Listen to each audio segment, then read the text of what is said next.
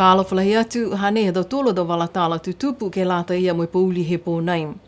Whakamua ko e tauseanga ke whakamunuina e whale whono ke uaki, ne tausea i mo whakahoko ai he ahawhleile he whahitapu e kwa male. Ko hawhangi fōki he mga hoa whiawhi ke uatu e tau tangata he motu, mo e ono ki loto he whale whono fōu, hana e do wala tāla ia. Kua whakatanga paua ki ke whai whakalilifuanga tose ke lata mua e whale whono ke uaki he motu, mo e whakatā fōki ke uatu e tau tangata he motu, ke huhu atu mai anono ke he whale whono fōu, tō tause e hawhangianga paua ki ke tau mahina i mua. Koe tauseanga he aho whlaile kua mole, kua wina e tau lilifu e ke pule, mo e tau tangata kua manaki ke ngahua ke he whale, ke he whale fōu nei, si pia fōki me whalo tau lilifu tau hukui ha New Zealand mo Australia. Kua whakawhlewei ai he whakatonu whono, kua lilifu ko himata ke lesi alau tōlu kua wina atu ai ke tauseanga ia. Nā kai whai, a mamana ki a ngāu, he hākua mui, tō wherewei au me ua e whale whono he kautua tau tōru. Kai hoko mai tau tōru ke haunai si ki si ai e, ua te ha tau tōru whale whono. Ninga nā kai whai kautua he larolangi ne ko maua e tuanga i ha tau tōru. Koe whale whono ke uaki ne whakatupe e whakatu whono New Zealand ke he tau tupe ko e 5 miliona tau tā lā. Lango matai fōki ki e whakatu whono Australia mo e whalu fōki. Kua whakamatala e he hukui ha New Zealand ko lilifu ko Helen Tana, sipihia mo e hukui ha Australia ko lilifu ko Louise Allerton.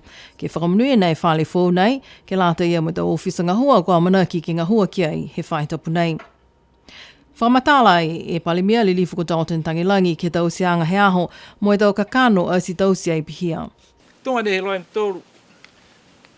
Halatua e whakau tau tōru. E toke e wala pauaki ke tau se ai he tau mahui mua. Ke whakatau tonu whakamtaki. Aki alau tōru ne whakatopi. Nā tokolonga tau tōru ne ingasia mo e tau whakeseanga. Tau whakeseanga ke he whare. Tau whakeseanga ke he tau meana. Ne toki ai. Kai ne me tau tōru ke whakaue. Whakaue a tau tōru hako tau koroa lango matai mai whafu. Si whakamare mori ato, ua vare po ke muamu he tau tōru a kaina hanane ko ka whakakise mai he whakatunu whanu. Si whakaue ma whakatunu whanu. Hako la ini hako e ne whakanga hautu mau. Ai koe tuwanga hao. Koe ngā hua ne tau se koe. Ua furu kowi ke tau katofa, ki loto he whakatu whanu. Na whiawhia e tau tupuna me liori he wāia, ka ngā hua mai patuiki. Koe ngā hua mai whakatu whanu ia. Si mumui tuana lau toru ke tau mena, he tau takitaki, mo e halau toru tau puhala ne manaku ki ai. Ka kua ngāro tu ai, e anga ia he atu hau. Whakamanatu atu au. Nā kai koe wāre atu hem tōra takitaki mai whanu ki pōre. Ka koe pihia e tau ngā hua ne whakamaroro ke lata wolo tōru ne mumui mai tua. Sia manaki au. Ki tōru e tau ofisa ngā hua. He tau tangata he motu nei. Ne kua manaki ke ngā hua ki loto he whare nei. Whakawhau e tau manatuanga tonga ni. E kaina nei e kua whau. Kua whakausi e tau whakaholoanga ke he taha whekau whoki, kua whuaki ai e tau pine whakamailonga Queen Service Medals ke he lilifu e ke pule hana mukulu, kua lilifu ko Jack Willie Lipitoa. Kua tau pine nei ne vela e he taha mga hala, he mga huia ne vela e kaina he lilifu ko Lipitoa. Kua mai kia he whakatuwhano ke liu kumi atu whoki, e tau pine ke whakawhau e tau pine ia ne kua vela, mo e kua fuakiangi ai he lilifu whakatunu whanu ko himata ke lesi ke ia he aho whlaile e kua mole. Ko e lilifu ke hawhangi e tau ngutuhala ke he whale whanu ke uaki kua fuakiangi ai ke he iki pule kua ukioki mai katowhaanga mo e ke pule kua lewa e ngahua ke lata mai maanga kua avasele he tau mga hoi kua mole ko lilifu ko pili tā langi. Nā kai ko e hawhangi whakauru ka ko ha whangi whakamonuina he au nei, ke mai ke he tō tangata ngahua, ke o mai ke ngahua ai. Koe ka kano nei ia. Kia koe kana uhoni ni ha whangi ai, ke whakamonuina e whaali he tō mo e tuku ange whoki ta mangaho. Ke ha tō tōro tō tangata ke o mai ke kisi ai, mo e mamata atu ke whaali. Haka mangaho ka ha whangi ai e whaali, ko uko te ka moe ke o mai ke kisia. Tōru la e whata, koe whata whakamua, ha hai ai e poko whono i ke pule pauaki. Ke he whata ke ua aki, koe tau ofisa he whakatunu whono me hana mo takau ngahua, si pihia whoki mo tau ofisa he whalu tangata ngahua. Koe whata ke tōlu aki ki lunga, ha hai ai tau ofisa he palemia, mo e poko whono he tau iki pule, tau ofisa he tau iki pule, mo e halau tōlu a tau ofisa ngahua. Kua huhua atu whoki ke he palemia hangawia ke he tau talalonga ni kua whalongona ai ni whaipihe, nā kai wholinga e whale whono whō nei ke whai whakakisianga koe whale whono ha Niue. Spehe hāna tali. Na kai kisia ki whawhora e mana ki kisia ki loto ke he tonga hua lima, ka whakaidia rei po ke whakatata ke he tonga upai loto he whale ga. Amanaki e whono iki pule ke uatu ki he ofisa whōu halau tōru he whahi tapu nei, ha kua hangahanga ke rea lahi e poko whono halau tōru ke he whale whono whakamua i se ale kula. Talahau mai e palemia koe ono atu ki he matahi koe mahina nei, po ke mahina hapelila, kua whakatoka ke tausia e hawhangianga pauaki ke lata mai whale whono ua he motu. Ko hoko mai tu ai ki he motu e pātoni he patuik whiwhine ke lata ia mo e tau whiua sport e Commonwealth Games. Hai ai ki he kaina mo lewekianga he takitaki he matakau sport he motu ko maru tālangi. Hoko mai he pusi ofisa mo e amanaki ai ke nofu ki he motu ke whito e aho. Lewekianga he Palestini he matakau sport he motu a to lioa ki atu ai ki New Zealand he aho whitu he mahina nei hamasi. O atu e matakau whakapuloa mo e ke kaina ha maru tālangi ke lata ia mo e tausianga ia. Hakua ukala he tau puhala o whenonga he tau mga honei, koe tamai he posi ofisa mai taka ke he lewekianga he Palestini he matakau sipote, he motu ko maru tālangi, ke he whitu e aho toliwaki atu ki New Zealand, he aho ngofua he whahitapu ka hau. O te matakau posi ofisa Niue he mole matahola tōru he awhiawhi ke kaina ha Mr. Tālangi, ke takahifu e pātoni ke hana lewekianga. Talahau mai Mr. Tālangi ke PCN News, koe lau ia tau whakaholoanga ke he uta wiko he pātoni he patuiki whiwhine, ke tau motu he Commonwealth, hako e ngangau ko visi, kai whakau e lahi hako maike ke hoko mai ki Niue. Ai koe mna panana pauaki, ka kapihien ke hei tu le kua ka whanu wiko ke lau lang, koe mna ia si whakawhanu mai ai he wakaleri e puho nei. Le toka ai pātoni kai whakaingoa tu ha koe na whamani ka hake mai ni i matakau mai Birmingham ke uta whānu e pātoni nei ke tau kautūna e 5 ne ha iai ke mga whaua e Commonwealth. Ke mana ia si whakatoka ai behe ke tamai ni koroa nei ke lotokaina President si liwa ki ni he lotokaina President ke he makalere pita hefe ke he post office ke uta ke he makalere ke liwaki. Talahau mai fōki e Mr. Tālangi kia PCN News, toha whangi e puha loka he pātoni a pongi mo e tau whakaholoanga ki he tau takitaki he motu. Ko toka no ni ngasi puha e me whekoi loto he kaina haku. Ai la vevesi e loka. Ko e whakamui la he pungi lotu. Kata hei whamua e whanewhono, si ta hake mai ke primary.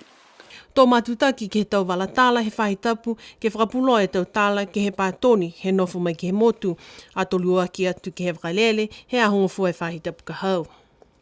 Ha kua malikisi hake tau numela he tau tangata ni he maua he ngangau ko visi ke he motu nā ko New Zealand he tau ngāho nei.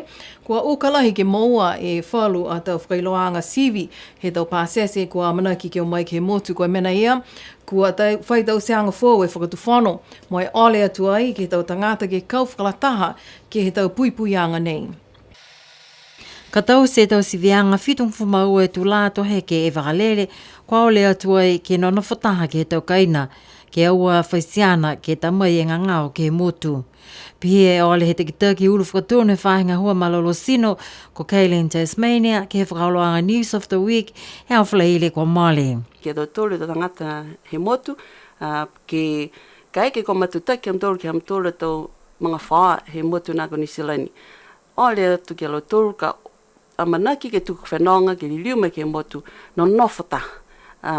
Oka mooli ke mai longa mo tolu ko mana no nofata mooli na kai tangata. Pesi ni he sivi he tolu e aho tunga sivi he pungi aho whaiumu. Ka eke koa ōwiko ngai a lo tolu, haiai ngai a ni e si ana ha ke moa lo tolu ngā ngāo sita mai. Koe mene ne ole laki am tolu tau matakai nanga me toka pisinga, ka eke koa sivi, sino no whatahe toka ina. Mai longa whoki, ei mei ke lo tolu ki ta uwhi ta ngata ni no nofo o loa mom tolu he ka ina ia. Kai ole atu ka eke ko whaitangata e ka ina, whaitangata he ka ina, ne moe ngā ngāo si whakailoa mai. Whakailoa ke lo tolu tau tangata ngā hua malolo sino he malewaralele. Ko whamama mai fōke Kailin Tasmania e kehe he tau sivianga, kua lata he tau pāsese ke tau se tau whakataha ke o mai ki Niue.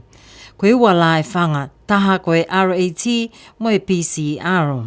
Koe sivi mawhisi moli, hong frumalima ne minisi he whakatale tangata. Kai koe pohala ne ngā hua e sivianga nei, koe kumi, nā kai koe kumi ke he moko hoko ia, kai koe kumi ke whalo tau mena ne maeke ke whakakise hāiai e moko, linga hāiai e moko ki he sino e tangata nei. Si koe hingo he moko koe SARS-CoV-2, si koe moko nei, hāiai whoki e whalo tau mena ne hingo ke te protein, ne o whakataha mo e moko ia.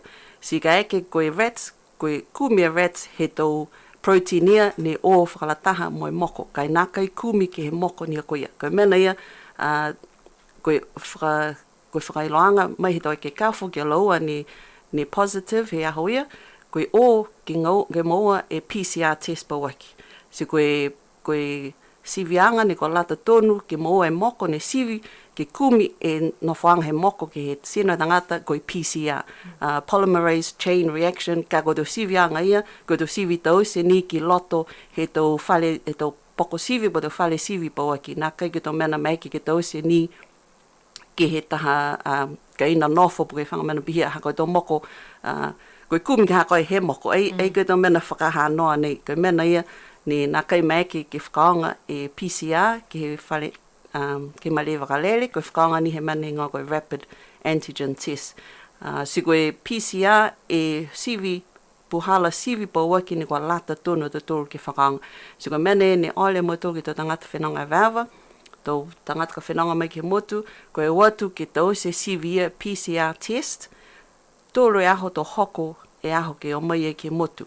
Pehe fōke a Mrs. Tasmania, koe tau whakaholoanga whakatuwhono he tau mga nei, ke ono ke langa ke whalu he tau pipuianga, ke nonofo pipui e tau pāsese tau mahina i mua. Kai pehea ia, nā kai pehe kua whakatā e tau tangata whenonga e waewa mai ke he motu. Nā kai whaiwhilianga pia e whakatuwhono. Kai mauanga ia ni e tau whiwhilianga e whakatuwhono ke whawhasi e tau whangatangata mo e tau numela pāsese kua whakatā ke o mai ki Niue.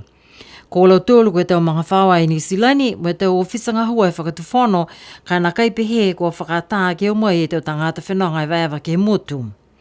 Ke he aholo te whaitau pukamale ne whakailoa ai he tau whahinga hua ne liweke atu ai ki he vai he motu e tau whakaholoanga kua whakawhita lau tōlu ki ai, ka mata mai he mahina hai anuali ne whakailoa ai ke tunu e tau vai he motu tō inu, ko e maanga ko hakupu kua whakatā he mga honei ke inu e vai.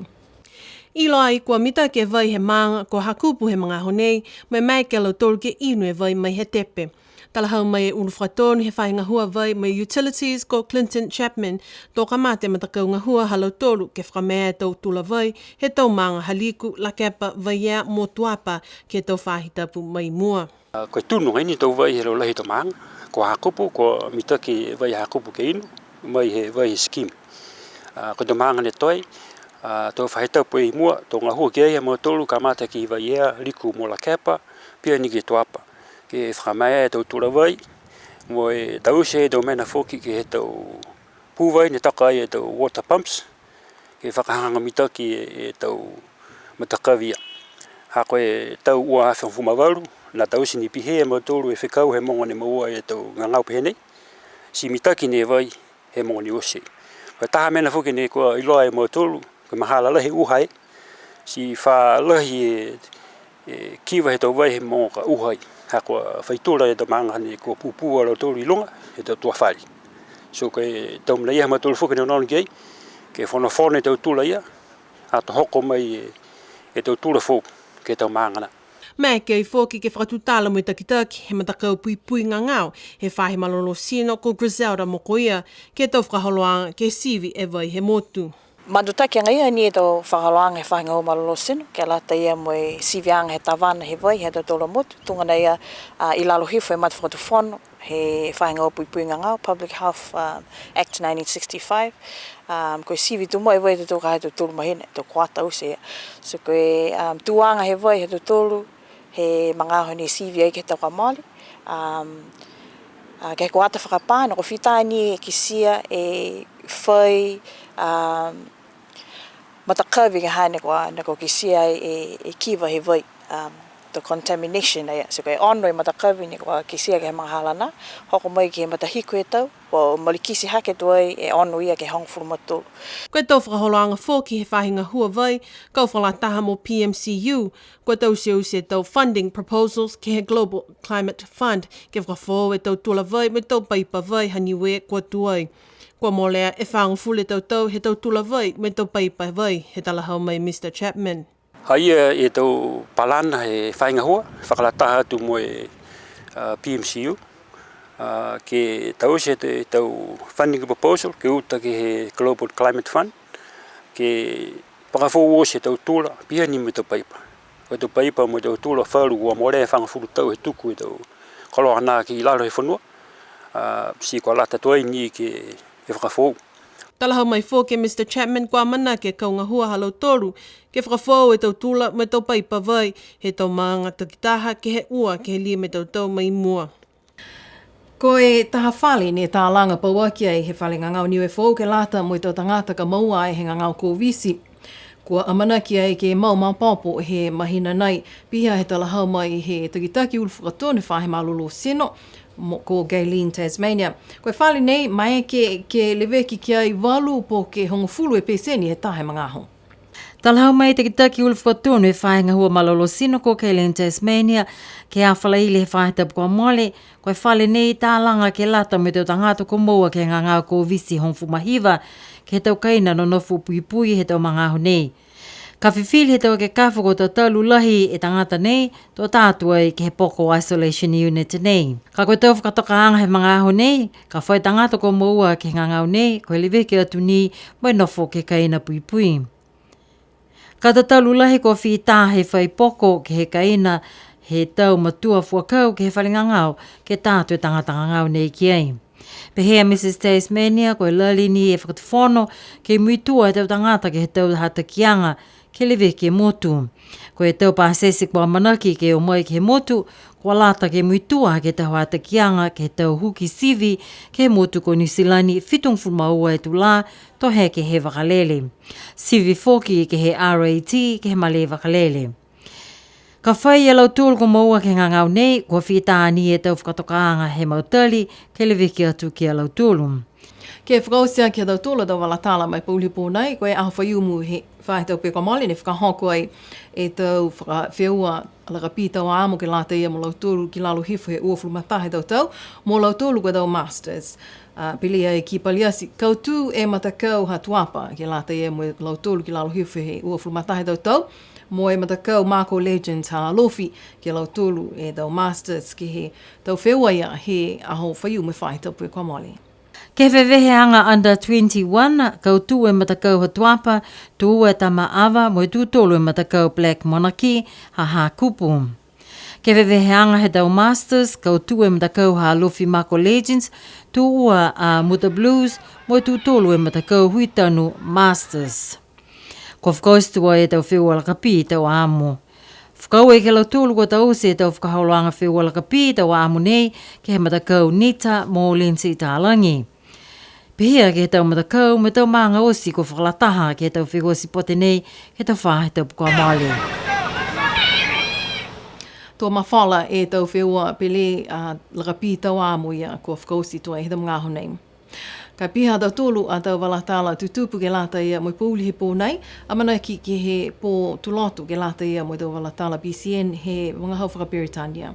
Kai tuku atu tau ui whakamrena ke he pō, nona wha.